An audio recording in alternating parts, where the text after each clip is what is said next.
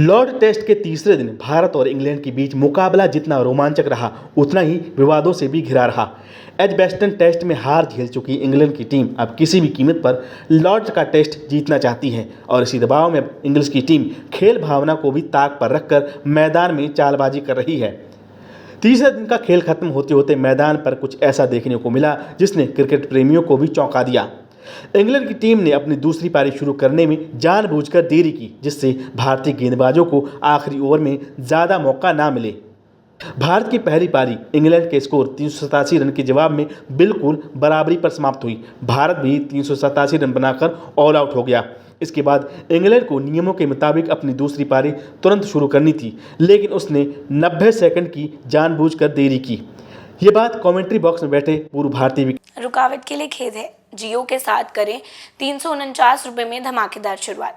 28 दिनों तक रोज मिलेगा 2 GB डाटा 50 दिनों के लिए। जियो एयर फाइबर का ट्रायल फ्री। 90 दिनों के लिए जियो हॉटस्टार का सब्सक्रिप्शन और 50 GB AI जियो क्लाउड स्टोरेज भी फ्री। जल्दी करें, डिस्क्रिप्शन में दिए गए लिंक पर क्लिक करें और पाएं ये धमाकेदार शुरुआत। विकेटकीपर बल्लेबाज दिनेश कार्तिक की नज़र में आ गई। उन्होंने लाइव कमेंट्री में कहा कि इंग्लैंड ने 90 सेकंड की देरी से अपनी दूसरी पारी शुरू की है और इस हरकत पर सवाल खड़े किए। दरअसल इंग्लैंड तीसरे दिन कोई विकेट खोना नहीं चाहता था। इसी कारण उसके दोनों ओपनर जैक क्रॉली और डेन डकेत मैदान पर वक्त बर्बाद करने की कोशिश करने लगे। टीम इंडिया की रणनीति थी कि दिन खत्म होने से पहले 2 ओवर और फेंक दी जाएं ताकि इंग्लैंड पर दबाव बनाया जा सके, लेकिन इंग्लैंड सिर्फ 1 ओवर खेलने के मूड में था। इसके चलते माहौल गर्म हो गया और भारत के कप्तान शुभमन गिल और इंग्लिश ओपनर क्रॉली के बीच बहस तक हो गई। क्रॉली लगातार गेंदबाज को तैयार देखकर भी खुद को पिच से हटा लेते। बुमराह गेंदबाजी के लिए खड़े रहते, लेकिन क्रॉली जानबूझकर ध्यान भटका देते। तीसरे ओवर के तीसरी गेंद के वक्त जब बुमराह गेंद डालने जा रहे थे तो क्रॉली अचानक हट गए। इससे बुमराह नाराज हो गए और उन्होंने अंपायर से इसकी शिकायत की। वहीं दूसरी ओर स्लिप में खड़े कप्तान शुभमन गिल इस चालबाजी पर गुस्से से भर उठे। शुभमन गिल ने क्रॉली को चेतावनी देने के लहजे में कुछ कहा जो काफ़ी तीखे शब्दों में था।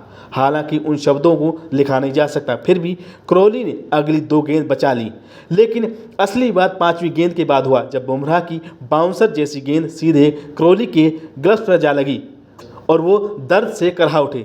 इसके तुरंत बाद क्रॉली ने फिजियो को बुलाने के लिए ड्रेसिंग रूम की ओर इशारा किया। कप्तान शुभमन गिल अपना आपा खो बैठे और सीधे क्रॉली के पास पहुंच गए और उनसे कुछ कहने लगे। दोनों खिलाड़ियों के बीच तीखी जुबानी जंग होने लगी। गिल ने उंगली दिखाते हुए क्रॉली को चेतावनी दी और क्रॉली ने भी उसी अंदाज में जवाब दिया। मामला और गरमाया जब इंग्लैंड के दूसरे ओपनर बेन डकेत बीच में आ गए और गिल से भिड़ने लगे। गिल ने डकेत को भी करारा जवाब दिया, लेकिन माहौल तनावपूर्ण हो गया। हालांकि अंपायरों ने बीच बचाव करके सबको शांत कराया और किसी तरह आखिरी गेंद फेंकी जा सकी। इस पूरे घटनाक्रम ने साफ कर दिया है कि इंग्लैंड की टीम दबाव में आकर खेल भावना को दरकिनार कर रही है। वहीं भारतीय खिलाड़ी भी इस तरह की बेईमानी पर चुप रहने के मूड में नहीं है।